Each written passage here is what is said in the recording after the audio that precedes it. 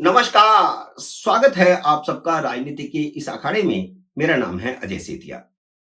मित्रों, अजय माकन ने अरविंद केजरीवाल को यूं ही फर्जीवाल नहीं कहा है।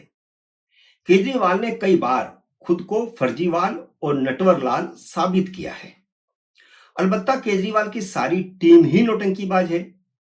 एक दिन पहले केजरीवाल ने संजय सिंह और सौरभ भारद्वाज से नौटंकी करवाई और अगले दिन खुद नौटंकी कर डाली। केजरीवाल 10 साल से मुख्यमंत्री थे।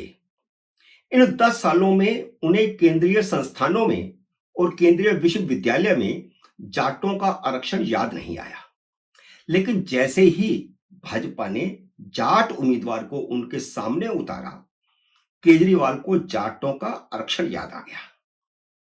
केजरीवाल प्रवेश वर्मा से इतने डरे हुए हैं कि नित्य नया मुद्दा उठा रहे हैं। पहले प्रवेश वर्मा पर महिलाओं के वोट खरीदने का आरोप लगाया, फिर उनके वोटरों को वोटर लिस्ट से हटाने का आरोप लगाया। अब जाट आरक्षण का मुद्दा ले आए हैं ताकि चुनावों में ओबीसी वर्ग में फूट डाली जा सके। जबकि केजरीवाल के मुख्यमंत्री बनने से 7 महीने या 6 महीने बाद सितंबर 2015 में सुप्रीम कोर्ट इस मुद्दे पर फैसला कर चुका है। कांग्रेस को भी असल में 2014 में लोकसभा चुनावों से पहले जाटों के आरक्षण की याद आई थी। मनमोहन सिंह की कैबिनेट ने 4 मार्च 2014 में जाटों को आरक्षण का प्रस्ताव पास किया था, जबकि 2 महीने बाद चुनाव होने वाले थे। उसका नोटिफिकेशन भी मनमोहन सरकार ने अगले दिन जारी कर दिया, जिसमें हरियाणा, बिहार, गुजरात, मध्य प्रदेश, दिल्ली, उत्तराखंड, हिमाचल प्रदेश, यूपी और राजस्थान के करीब 9 करोड़ जाटों को ओबीसी में शामिल किया गया था। ये 9 राज्य हैं। इन 9 राज्यों के करीब 9 करोड़ जाट ओबीसी में शामिल किए गए। लेकिन मनमोहन सरकार के नोटिफिकेशन को सुप्रीम कोर्ट ने चुनावों से पहले ही 17 मार्च को ही रद्द कर दिया था। लोकसभा की 25 सीटों पर जाट मायने रखते हैं, इसलिए मनमोहन सरकार ने ओबीसी आयोग की सिफारिश को दरकिनार करके नोटिफिकेशन जारी किया था। कैबिनेट को चाहिए था कि ओबीसी की जो आयोग है उसकी सिफारिश के आधार पर फैसला करे। आयोग ने सिफारिश यह की थी कि जाटों को ओबीसी में शामिल नहीं किया जा सकता। उस सिफारिश को दरकिनार करके मनमोहन सरकार ने चुनावी फायदे के लिए फैसला किया और नोटिफिकेशन जारी कर दिया। लेकिन चुनावों से पहले ही सुप्रीम कोर्ट ने कांग्रेस का खेल बिगाड़ दिया। ठीक उसी तरह दिल्ली की 8 विधानसभाओं का फैसला जाट करते हैं, तो अब केजरीवाल को जाटों के आरक्षण की याद आ गई है। और यह भी चल रहा है कि भाजपा के जीतने पर प्रवेश वर्मा को मुख्यमंत्री बनाया जा सकता है। उनके पिता साब सिंह वर्मा मुख्यमंत्री रह चुके हैं दिल्ली में, और उनके मुख्यमंत्री की क्योंकि संभावनाएं जताई जा रही हैं, इसलिए दिल्ली में जो 8 सीटें पूरी तरह जाट, वैसे तो 10 हैं, लेकिन जाट 8 सीटों पर तो फैसला जाट ही करते हैं। और अब ये निश्चित है कि जब एक जाट मुख्यमंत्री बनने की संभावना होगी तो जाट सारे एक तरफा भाजपा के साथ चले आएंगे, और ऐसा हो रहा है। इसलिए केजरीवाल की चूल्हे हिल गई हैं, तो उन्होंने जाटों को भड़काने के लिए यह दांव चल दिया। अरविंद केजरीवाल झूठ बोलने और मक्कारी से बाज नहीं आते। 2015 में यह ठीक है कि अमित शाह ने जाटों से वायदा किया था, जिसका जिक्र चिट्ठी में अरविंद केजरीवाल ने किया है। लेकिन वायदा यह किया था कि मोदी सरकार सुप्रीम कोर्ट का जो फैसला है उस पर पुनर्विचार याचिका डालेगी। और जो वायदा भाजपा अध्यक्ष के नाते अमित शाह ने किया था, उसे मोदी सरकार ने निभाया भी था।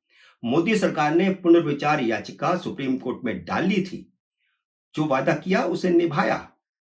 लेकिन मोदी सरकार की पुनर्विचार याचिका सुप्रीम कोर्ट ने 22 जुलाई 2015 को खारिज कर दी थी। मोदी सरकार इतना ही कर सकती थी, इतना मोदी सरकार ने किया, लेकिन सुप्रीम कोर्ट ने नहीं इजाजत दी। केजरीवाल ने अब जाटों को गुमराह करने के लिए प्रधानमंत्री को चिट्ठी लिखी है। यह बिल्कुल राहुल गांधी जैसी मक्कारी है। जो एससी एसटी और ओबीसी को सुप्रीम कोर्ट की 50% की आरक्षण की सीमा हटाने का लॉलीपॉप दे रहे हैं, जबकि सुप्रीम कोर्ट कभी भी इसको मान नहीं रही है। अभी बिहार में यह हुआ, बिहार सरकार ने आरक्षण का कोटा बढ़ाया, लेकिन सुप्रीम कोर्ट ने उसको रद्द कर दिया। वह मामला अभी चल रहा है, यह अलग बात है, लेकिन सुप्रीम कोर्ट नहीं मान रही है। हाँ, आर्थिक आधार पर पिछड़ों को 10% आरक्षण मोदी सरकार ने दिया, तो उसे सुप्रीम कोर्ट ने स्वीकार किया। गीदड़ की जब मौत आती है तो वह शहर की ओर भागता है। यही हाल अरविंद केजरीवाल का है। जाटों को फुसलाने के चक्कर में केजरीवाल ने ओबीसी वर्ग को नाराज कर लिया है, क्योंकि जाटों को ओबीसी में शामिल किया जाएगा तो उन्हीं का कोटा कम होगा, क्योंकि जाट उसमें शामिल हो जाएंगे तो उनका कोटा जो है उनको भी जाएगा थोड़ा सा। खुद को पढ़ा लिखा बताने वाले अरविंद केजरीवाल ने प्रधानमंत्री नरेंद्र मोदी को चिट्ठी में यह भी लिखा है कि दिल्ली के जाट छात्रों को दिल्ली यूनिवर्सिटी और नौकरियों में आरक्षण नहीं मिल रहा, जबकि राजस्थान के जाटों को दिल्ली यूनिवर्सिटी में आरक्षण मिल रहा है। अब सब कुछ जानते हुए वे इस तरह की बात लिख रहे हैं। केजरीवाल झूठ बोलने से कभी बाज नहीं आएंगे। दिल्ली विश्वविद्यालय केंद्रीय विश्वविद्यालय है। अगर केंद्रीय ओबीसी की सूची में कोई होगा तब उसे आरक्षण मिल सकता है। राजस्थान के सिर्फ उन अति पिछड़े जिलों के जाट छात्रों को ओबीसी में आरक्षण मिल रहा है जिन्हें अटल बिहारी वाजपेयी सरकार ने 2009 में केंद्रीय सूची में डाला था और सुप्रीम कोर्ट ने उसको ओके किया था। भरतपुर और धौलपुर के जाट छात्रों को दिल्ली यूनिवर्सिटी में आरक्षण नहीं मिल रहा, क्योंकि वाजपेयी सरकार ने इन दोनों जिलों को इसलिए केंद्रीय सूची में नहीं डाला था क्योंकि इन दोनों जिलों पर धौलपुर का जो और भरतपुर का क्षेत्र है इसमें जाटों का राज था, जाट राजघराने थे। केजरीवाल की इस नई नौटंकी से एक दिन पहले संजय सिंह और सौरभ भारद्वाज ने मीडिया को शीश महल दिखाने की नौटंकी की, जबकि शीश महल खुद केजरीवाल के कब्जे में जब था तब न मीडिया को दिखाया न वीडियो जारी किया। विवाद के कई महीनों बाद तक अरविंद केजरीवाल उसी शीश महल में थे, लेकिन फोटो तक रिलीज नहीं किया। मीडिया को शीश महल के आसपास फटकने तक नहीं दिया, जबकि बाकी देश भर के मुख्यमंत्री अपने आवास पर बुलाकर के प्रेस कॉन्फ्रेंस करते हैं, पत्रकारों से बात करते हैं, पत्रकारों के साथ डिनर करते हैं, भोज करते हैं और सारे त्योहार भी मनाए जाते हैं। लेकिन केजरीवाल ने मीडिया को अपने शीश महल के आसपास फटकने तक नहीं दिया था। लेकिन केजरीवाल ने उन खबरों का खंडन भी नहीं किया था जिनमें करोड़ों रुपए के पर्दे, लाखों रुपए के कमोड़ और कई तरह के खुलासे हो रहे थे।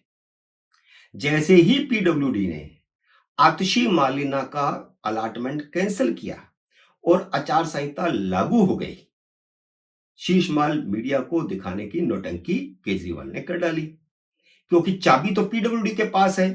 पता था कि वहां घुस नहीं सकते, जब कब्जा ही नहीं है तो घुसेंगे कैसे। और कब्जा क्यों रद्द किया गया, अलॉटमेंट क्यों कैंसिल की गई? इसलिए कि उन्हें 7 दिन दिए गए थे कब्जा लेने के लिए और उन्हें यह कहा गया था कि जो पहले से उनके पास कोठी अलाट है वो आप जमा करवा दीजिए, उसको जो है कब्जा दे दीजिए और नई का कब्जा ले लीजिए। लेकिन ना तो पहले वाली कोठी छोड़ी ना ये शीश महल लिया, तो फिर रद्द तो होना ही था, वो रद्द हो गया। वैसे संजय सिंह और सौरभ भारद्वाज को जाने देना चाहिए था, उन्हें ताला तोड़ने देना चाहिए था, ताकि उनके खिलाफ केस दर्ज होता। देश का बच्चा बच्चा जानता है कि बिना अपॉइंटमेंट के ना कोई मुख्यमंत्री के आवास में जा सकता है, ना प्रधानमंत्री के आवास के आसपास फटक सकता है। यहां तक कि सांसद भी बिना अपॉइंटमेंट के नहीं मिल सकते, प्रधानमंत्री को भी नहीं और मुख्यमंत्री को भी नहीं। एमएलए को भी अपॉइंटमेंट लेना पड़ता है और ये महाराज घुस रहे हैं, प्रधानमंत्री आवास में घुस रहे हैं। संजय सिंह और सौरभ भारद्वाज नौटंकी करने प्रधानमंत्री आवास चले गए। यह बेहद ही शर्मनाक है कि एक आधे राज्य का मुख्यमंत्री, मेयर जितना जिसका कद है, वह खुद की तुलना देश के प्रधानमंत्री से कर रहा है, जबकि प्रधानमंत्री आवास में मोदी ने पिछले 10 सालों में कोई परिवर्तन नहीं करवाया। कुछ भी चेंज नहीं हुआ है, सोफे भी पुराने के वही हैं, लेकिन केजरीवाल की नौटंकी जारी है।